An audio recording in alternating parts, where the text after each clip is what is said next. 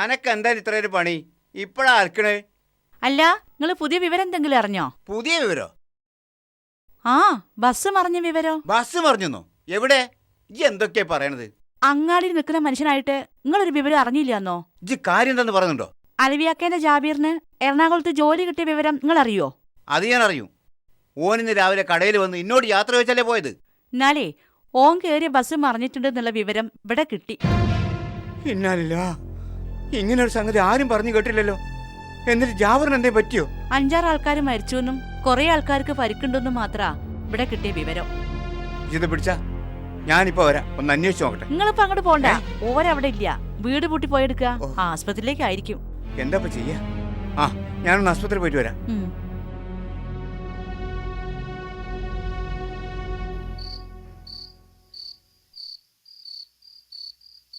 ദാ ചായ.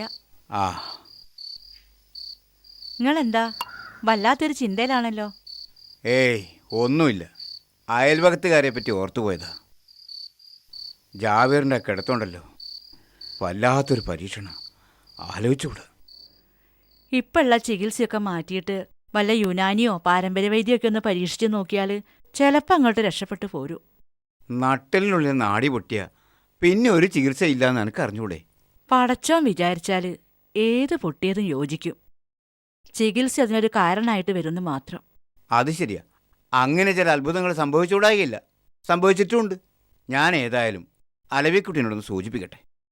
ഏതായാലും ഒരു കാര്യം അങ്ങോട്ട് ആലോചിക്കുമ്പോൾ ഞെട്ടല് മാറുന്നില്ല. എന്തപ്പത്?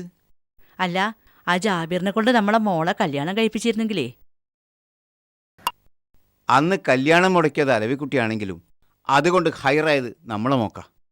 അതിന് ഞമ്മക്ക് പടച്ചോനെ സ്തുതിക്കാം.